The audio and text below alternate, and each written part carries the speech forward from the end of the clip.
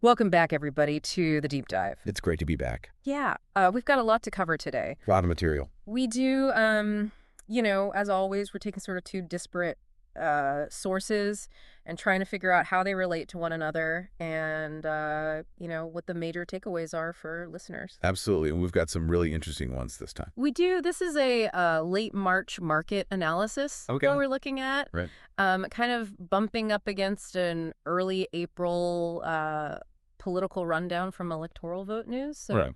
A lot going on. A lot going on. And I think, the economy feels like it's at one of these inflection points where it's, we've got persistent inflation that doesn't seem to be abating. Right. But we've also got people are making more money. Income growth is strong and, corporations are reporting good profits. Yeah. So there's a few different things going on here. It's not all bad news. Not all bad news. It's not all good news. Right. It's a little bit of a mixed bag. And, we've got to try to kind of untangle all of this and figure out what matters most. It's interesting you say inflection point because looking at the economic analysis and some of the political stuff, it really does feel like we're at a turning point. Yeah, and politically, things are as crazy as ever. As always. So, plenty to talk about.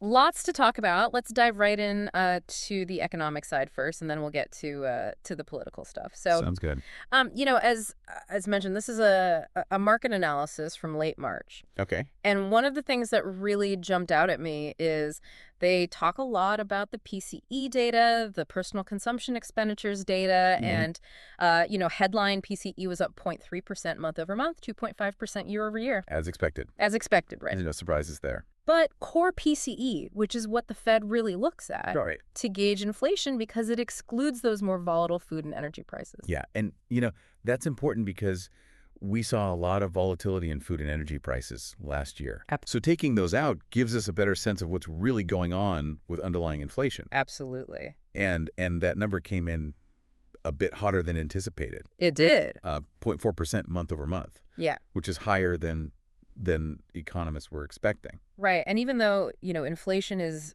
starting to trend downwards, it's still above the Fed's 2% target. Above the Fed's 2% target. And the report really drills down on, what's driving this persistent inflation that we're seeing. The one thing that they highlight is durable goods prices.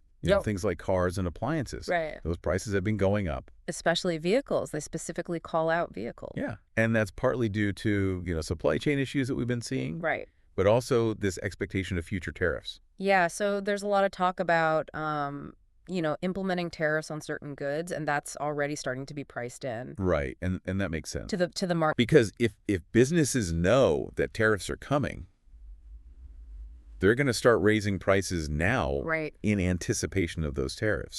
So the market is sort of forward-looking in that way. Absolutely. And consumers are forward-looking, too. Yeah.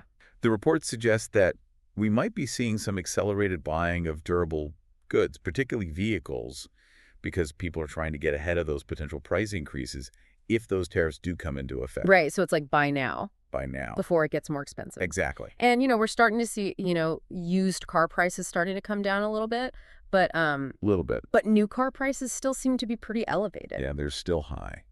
And it's interesting because, the report also talks about how service sector costs, things like transportation, healthcare. Those are sticky. They're not coming down much. Those are sticky. Yeah, those are really sticky. Yeah. So so that's kind of, creating a bit of a puzzle. A puzzle, right? Because you would think that as supply chains ease. Right, as demand starts to cool off a little bit. We would start to see those prices come down. Right, but we're not seeing that as much in the service sector. Right, and the report sort of speculates on why that might be. But part of it is just that it takes longer for those prices to adjust. Right. You've got contracts in place, you've got... labor costs are high. Labor costs are high, exactly. So it's not as easy to just flip a switch and lower prices. Right, and then you've got the fact that, the job market is still strong. Very strong. Very strong. And so, wages are continuing to increase. And that's putting upward pressure on prices. Right. So it's kind of this self-perpetuating cycle in a way. It can be. Where wages go up, that puts pressure on businesses to raise prices, and then, And then workers demand higher wages. Workers demand higher wages to keep up with the cost of living. Right. And so it just keeps going. Yeah. It's a spiral. It's spiral, yeah. But then you look at, real consumer spending, Okay. which is only up 0.1% month over month. Right. Which is much lower than expected. Much lower than expected, yeah. And that's kind of a head scratcher. It is. Because at the same time, you've got personal income, which was up 0.8% month over month. So people are making more money. People are making more money. But they're not spending it. But they're not spending it as much. Right. So that's a little bit concerning. It is concerning. Because it suggests that maybe consumers are starting to get a little bit spooked. Yeah, maybe they're worried about the future. Worried about the future, worried about inflation. Worried about a recession. Worried about a recession. And so they're kind of holding back a little bit. Right, they're saving more. Saving more, yeah. Which, is not necessarily a bad thing. Not necessarily a bad thing, but it does... It does slow down the economy. It does slow down the economy, yeah. If people aren't spending money, businesses aren't making as much money. And that can lead to job losses and all sorts of other problems. Right, so it's a delicate balance. It is. You want people to be... Spending money, but you also don't want them to be overspending. Right, and you don't want them to be racking up debt. Right. You want them to be spending within their means. Right. And saving for the future. Right. So it's a tough spot to be in. It is a tough spot, yeah. And then you look at the GDP numbers. Okay. Which, initially... Sound good. Sound good. Q4 2024 GDP was revised upwards. To 2.4% annualized. Which is driven by corporate profits and consumer spending. Right. So that's the good news. That's the good news. The bad news is that the outlook for Q1 2025 is not so rosy. Not so rosy. Some forecasts are actually predicting a contraction. A contraction. Yeah. And the report kind of attributes this to a couple things. One is those anticipated tariffs that we were talking about earlier. Which could lead to a surge in imports. Right. So businesses are trying to get ahead of those tariffs. Stock up. Stock up. Before the prices go up. Before the prices go up. And so that's kind of artificially inflating GDP in Q4. Right. It's pulling forward demand. Pulling forward demand. From Q1. From Q1, yeah. So we might see a bit of a hangover effect in Q1. Right. And then the other thing that the report talks about is just this general uncertainty. Global trade uncertainty. Yeah, surrounding global trade. With the war in Ukraine and tensions with China. Yeah. Businesses are just hesitant to invest. Right. They're hesitant to hire. They're kind of in a wait-and-see mode. Exactly. Yeah. They're waiting to see how things play out. Yeah, and that's understandable. It is. But it's not good for the economy. Well, it's not good for growth. Not good for growth. If businesses aren't investing and hiring, then the economy is not going to grow. Right. So it's kind of this vicious cycle in a way. It can be. Uncertainty breeds more uncertainty. Uncertainty breeds more uncertainty, yeah. And then you look at the housing market. Okay. Which, is always kind of a bellwether. A key indicator. A key indicator for the economy. Yeah, because it's so tied to consumer confidence. Absolutely. And to interest rates. Right. And to the job market. Yeah, so many things are tied to the housing market. It's being part of the economy. It is a big part of the economy, yeah. And it sounds like we saw a little bit of a rebound in February. A modest rebound. A modest rebound. New and pending home sales were both up. Yeah. Driven primarily by the South. Yeah. Which, is interesting because the South has been kind of a hot spot for growth. It has been. Over the last few years. A lot of people moving to the South. People moving to the South. Lower cost of living. Lower cost of living, yeah. Warmer weather. Warmer weather. So it's not surprising that the South is leading the way in terms of the housing market recovery. Right. But the report also cautions that, there are still some significant headwinds. Yeah, those elevated mortgage rates. Yeah, mortgage rates are still hovering around 6.7%. Which is high. Which is high. It makes it very expensive to buy a house. It makes it very expensive to buy a house, yeah. And that's especially for first-time home buyers. Especially for first-time home buyers, yeah.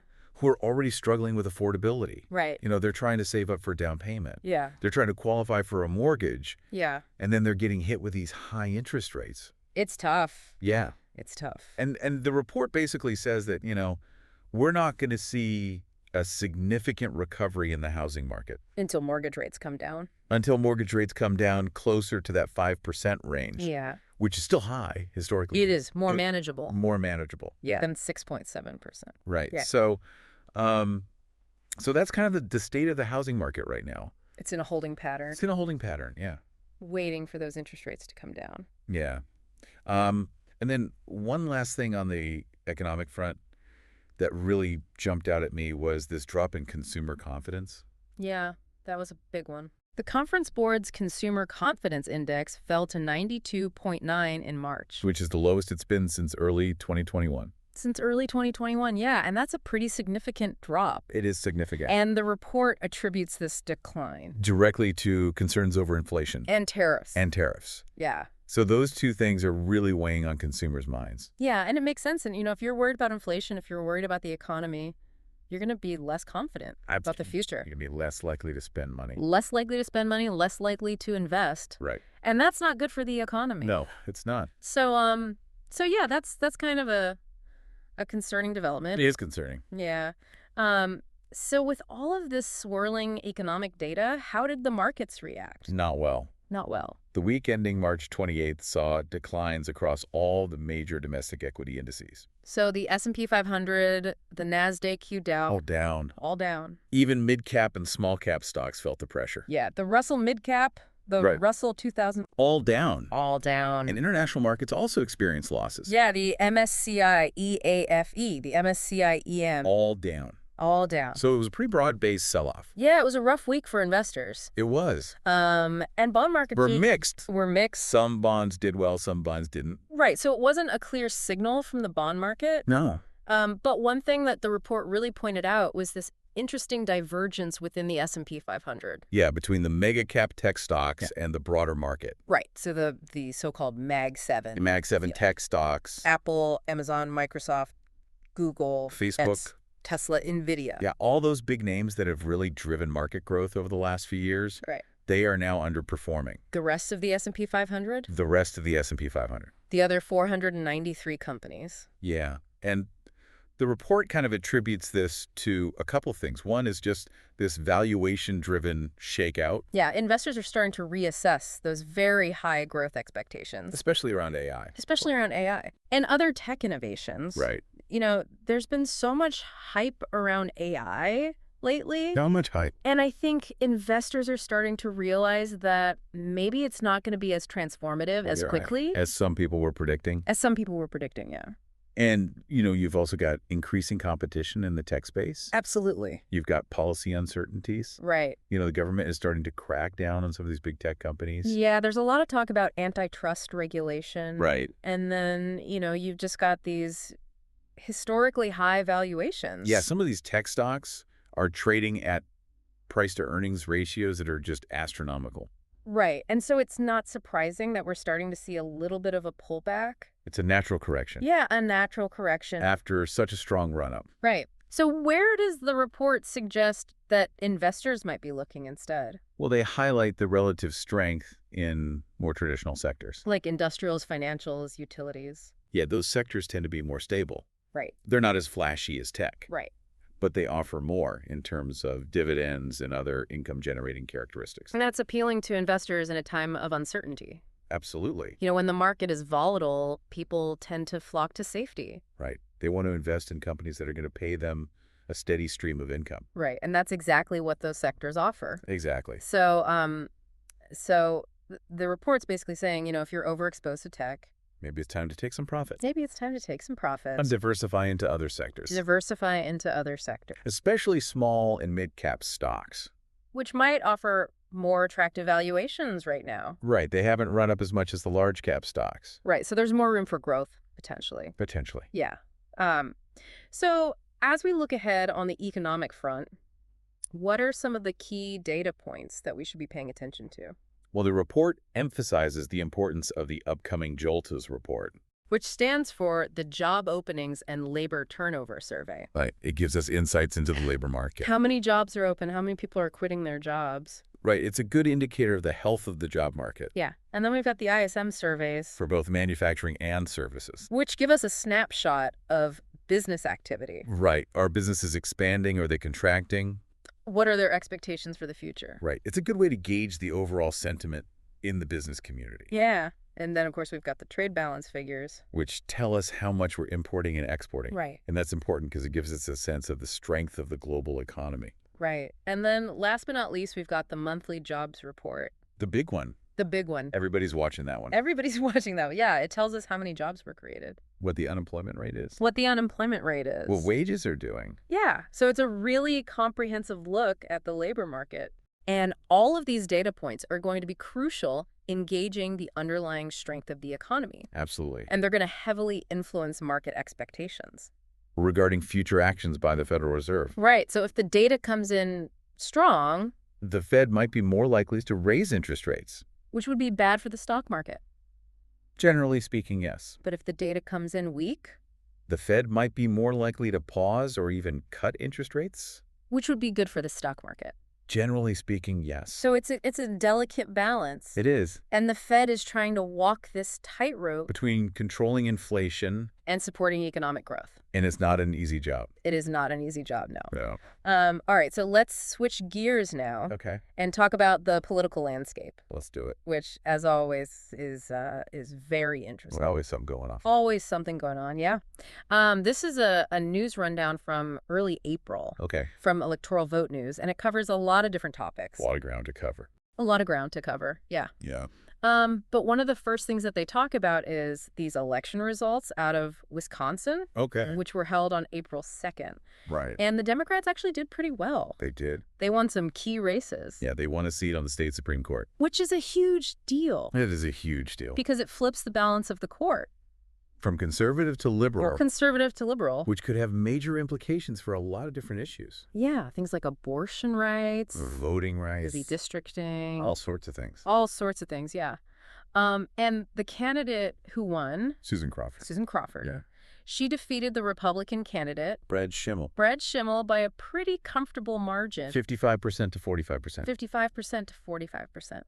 Yeah, and this race was really interesting because it attracted a lot of attention And a lot of money. and a lot of Over $90 million was spent on this race. $90 million? That's a lot of money It is a lot of money, for a state Supreme Court race. especially for a state Supreme Court race. Yeah. And a lot of that money came from outside groups, Yeah. including Elon Musk. Elon Musk, yeah, he was a big supporter of Brad Schimmel. He was. And so the fact that Crawford won, despite all of that outside spending, Is significant. is significant. It suggests that money isn't always everything in politics. Right. Sometimes voters just don't like the candidate. Right, or they don't like the message, Right. or they're just not persuaded By all the advertising. by all the advertising, yeah. And this race also had really high turnout. Which is unusual for a spring election. It is unusual. Yeah, people are usually not that engaged in politics In the spring. in the spring. But this race was clearly important to a lot of people. It was. And they turned out to vote. You turned out to vote, yeah. And the report kind of speculates on why that might be. Well, part of it is just that the stakes were so high. Right. This is a really important race. With implications for the 2024 presidential election. Exactly. Wisconsin is a swing state. It is. And so the outcome of this race could have a big impact on who wins the state in 2024. Absolutely. And then the other thing that the report talks about is this sort of backlash against Donald Trump. Yeah, there's a sense that some voters are just tired of Trump, Tired of the drama, tired of the chaos. tired of the negativity. Right. And they're looking for something different. They're looking for a return to normalcy. Yeah, return to normalcy. And so they're voting for Democrats. Right. Because they see Democrats as the party of normalcy, The party of stability. the party of sanity, Yeah, at least in comparison to Trump. at least in comparison to Trump. Yeah. So that's kind of the theory. Yeah, and it's an interesting theory. It is. And it'll be interesting to see if it holds up in other elections. In other states. In other states, yeah. 2024. In 2024, yeah. So beyond the Supreme Court race, the Democrats also won the election for state superintendent. Jill Underlie was reelected. Jill Underlie was reelected. She defeated her Republican challenger by a smaller margin. 53% to 47%. 53% to 47%. Yeah, so it was a closer race, It was. but still a win for the Democrats. Still a win. Yeah. Now, the Republicans did secure one statewide victory in Wisconsin, They did. but it wasn't for a candidate. It was for a ballot measure. A constitutional amendment. Constitutional amendment regarding voter ID requirements. Right. And that passed by a pretty substantial margin. 63% to 37%. 63% to 37%. Yeah. So there's clearly a lot of support for voter ID laws. Yeah, and the report points out that this support extends beyond just registered Republicans. Right. You know, a lot of Democrats and independents also support voter ID laws. They do. But the report also raises an interesting question about whether the evolving demographics of the two major parties might eventually lead Republicans to reconsider their heavy emphasis on voter ID laws. Yeah, it's an interesting point. The Republican Party is becoming increasingly white. And older. And older. While the Democratic Party is becoming increasingly diverse. And younger. And young. And so the report kind of speculates that at some point the Republican Party is going to have to appeal to a broader range of voters. If they want to win elections. If they want to win elections, yeah. And they're not going to be able to do that if they're alienating minority voters. Right. With voter ID laws. With voter ID laws, yeah. So it's something to keep an eye on. It is something to keep an eye on. Yeah. Yeah. We also saw some interesting results at the local level in Wisconsin. Right. Democrats won some key county executive races. Including an upset in Winnebago County. Yeah. The Democratic candidate in Winnebago County defeated the Republican incumbent. Who had been in office for 12 years. 12 years, yeah. So that was a big upset. It was a big upset. And the report attributes this victory to a couple of things. One is the unpopularity of the incumbent. He had been embroiled in a number of scandals. Right. And he was seen as being out of touch with the needs of the community. Yeah. And then the other thing is that the Democratic candidate ran a really strong campaign. She focused on issues like education and health care. Which are important to voters in Winnebago County. Absolutely. And she was able to mobilize a lot of support from young people and minority voters. Yeah. So it was a really impressive victory. It was a really impressive victory. Yeah, and it suggests that Democrats are making inroads in rural areas. Which is traditionally Republican territory. Right. So that's a good sign for Democrats. It is. Yeah. The other interesting local race in Wisconsin was in Dane County. Which is the most populous county in the state. And the home of Madison. The state capital. The state capital, yeah. And the Democratic candidate for county executive won by a landslide. She got over 70% of the vote. Yeah. Which is just a huge margin of victory. It is huge. Yeah. And that's not surprising given that Dane County is a very liberal county. It is. But it does suggest that Democrats are energized. And motivated. To vote in 2024. Absolutely. Yeah. So the overarching interpretation from the report seems to be that these results in Wisconsin could be early signals of how voters might be reacting to a potential second Trump presidency. Yeah, there's a sense that voters are looking for an alternative to Trump. They want someone who's more stable, more predictable, more experienced. Right. And they see Democrats as offering that alternative. So it'll be interesting to see if this trend continues. In other states. 2024. In 2024. Yeah. All right, let's move on to Florida now. Okay. Where we saw some special elections for House seats. Right. And the picture there is a little bit more mixed. A little bit. Republicans won both of the races. They did. But their margins of victory were much smaller. Than they were in the general election. In the general election. In November. In November, yeah. So that's raising some questions. About whether voters are starting to sour on Trump. Or on the Republican Party. Or on the Republican Party in general. Right. The first race was in Florida's 1st congressional district. Yeah. Which is a very conservative district. And the Republican candidate won. But he underperformed by 18 points. Compared to the Republican candidate in the general election. So that's a pretty significant drop-off. It is. And it suggests that maybe some Republican voters are staying home. Or maybe they're voting for Democrats. Or maybe they're voting for Democrats, yeah. It's hard to say for sure. It's hard to say for sure, yeah.